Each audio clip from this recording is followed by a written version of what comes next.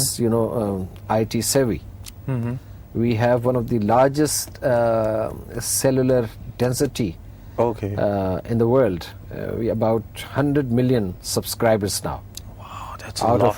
Out of population of 180 million, 100 million subscribers in Pakistan. Okay. So this is another area where I think we can collaborate. Then one last area which I think I should not forget to mention is the infrastructure development, construction. Construction, okay. Where you have the Malaysian companies have acquired certain expertise, they have good reputation, and they could come in and bid in for projects in Pakistan. Would you actually recommend Malaysian standards of green buildings? Because Malaysia actually has adapted green building standards from Singapore. It's via our connections. Would you, since you say that you're collaborating on infrastructure, would you actually go into green buildings in Pakistan? Well, frankly, that area has not received. I mean, this is a new area for us. Yes, it's very new. Environment, correct. This and that.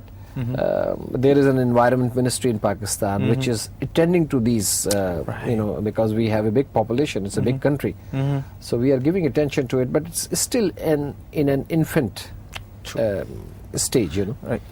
But I think that already some leading Malaysian companies are in Pakistan, which are building, houses, golf courses, and they have participated in road construction. So I think there is great scope for more Malaysian companies to go in and bid for our projects for infrastructure development. Right, you were talking about cotton being one of your major industries, right? Would you actually look into developing a fashion industry in Pakistan? Oh yes, fashion industry in Pakistan is growing. Yeah. If you visit Pakistan, we will be able to show you, right? Number of fashion shows being held, and a variety of designs and creative fashions are coming up. We are also focusing on Islamic fashion because Pakistan is an Islamic country. Yeah. Yes. Sorry. And Islamic fashion is also becoming popular, world over. So there is another area now where Malaysia and Pakistan can collaborate because our people I have seen are also very creative, and we have many schools and colleges coming up, fashion schools, where young people are being trained. So I think yes, and textile is our mainstay. Batik, what do you think about Malaysian batik? Oh, I very much like it. Very nice, beautiful prints, and more designs, lovely designs are coming up in batik. Right, okay. Both for males and females. Okay, Your Excellency, we're going to take a very short break, and when we come back, we're going to speak about how we can leverage our links between Malaysian business and Pakistan economy. Stay tuned.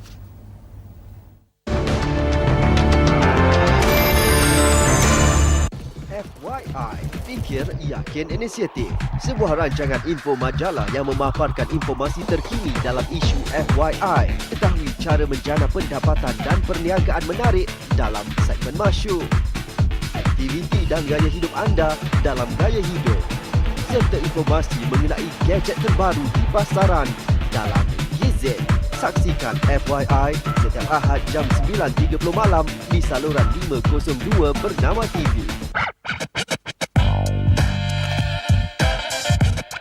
Stunning appearance.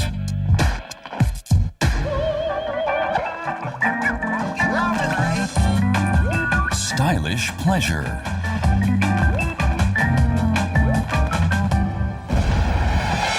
Magnificent moments. Lifestyle Europe. Euromax.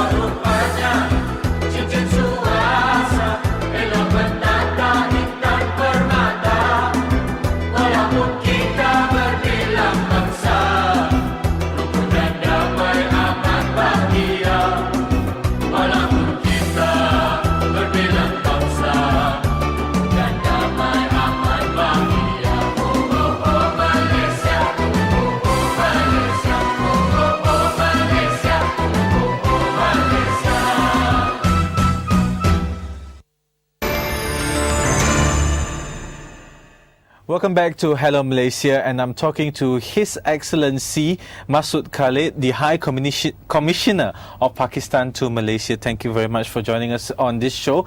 We were speaking earlier before the break about Malaysian businessmen or businesswomen. They can actually go to Pakistan and look for investment opportunities. What are the areas of Pakistan that we can leverage on trade and also investment?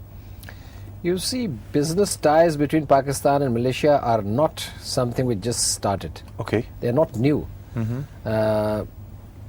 Business between Malaysia and Pakistan has been going on for quite some time. And people here, I'm glad when I came here and I started meeting people, business community and others, people know quite a bit about Pakistan and the Pakistani market. Right. So, and they know what kind of potential exists, for collaboration. So in the field of trade, you asked me, we have this free trade comprehensive agreement, FTAs, between Pakistan and Malaysia, a comprehensive free trade agreement which covers services, goods, investments. It was signed in 2007. It has been operational since 2008. And both sides have agreed on a regime to gradually liberalize tariffs on each other's exports. So Malaysia has agreed to liberalize tariff on about 10,000 items, and Pakistan has agreed to do it for about 6,000 items. Great. And this is a phase-wise implementation from 2008 to 2014. Now, since this agreement was signed, our trade is showing an upward graph. Last year, it was about $2.5 billion. Okay, this is in trade. Yes, bilateral trade, total volume of trade. But the trade is heavily tilted in favor of Malaysia. Okay.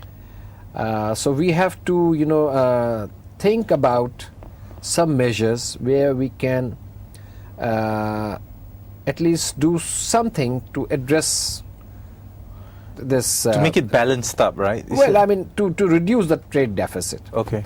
And I think in that context, we have recently launched a Pakistan-Malaysia Joint Business Council, which consists of the private sectors of both the countries. Now, this is very important.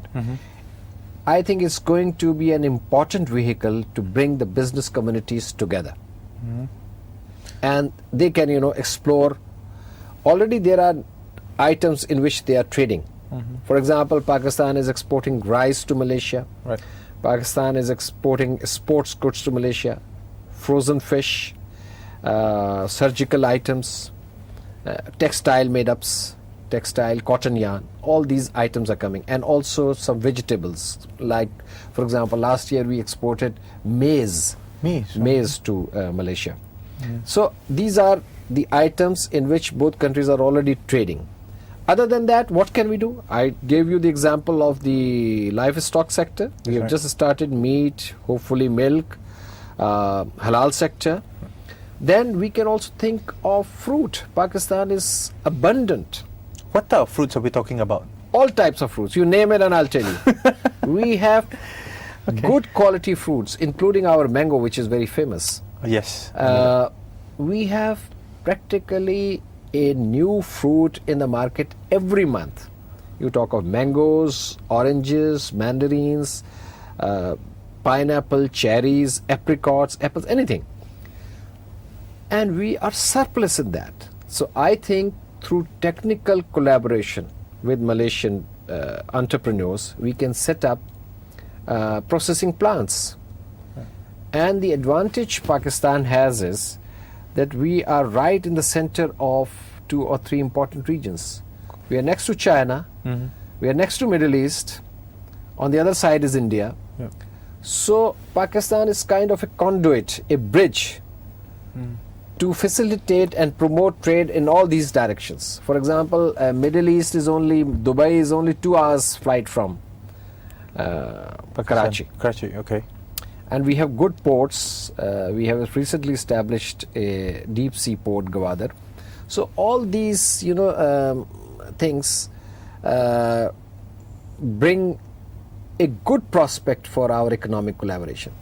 Now, Malaysian companies have already invested in Pakistan in the energy sector, in construction sector, in housing, also some education.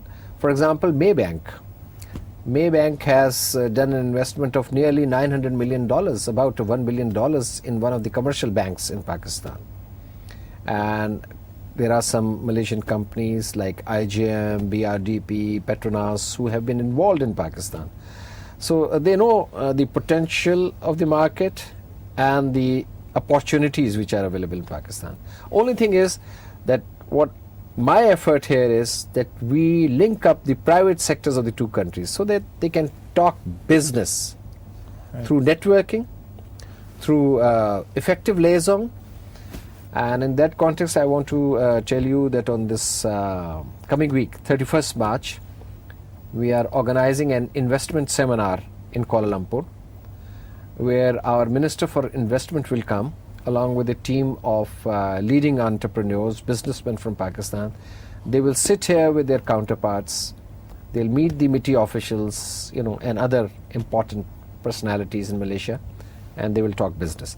So I am confident that in the next 6 months to 1 year, we'll see more joint ventures, more Malaysian investment in Pakistan, and more projects. So since with this additional project, right, what's the current state of economy in Pakistan, and what do you see, or right after all these joint ventures, what do you hope to see in the future for your economic and financial fronts? Well, the economic fundamentals of Pakistan are strong because it's a large country, for example. There's a 180 million population. And I explained to you its natural advantage of being the hub, trade hub.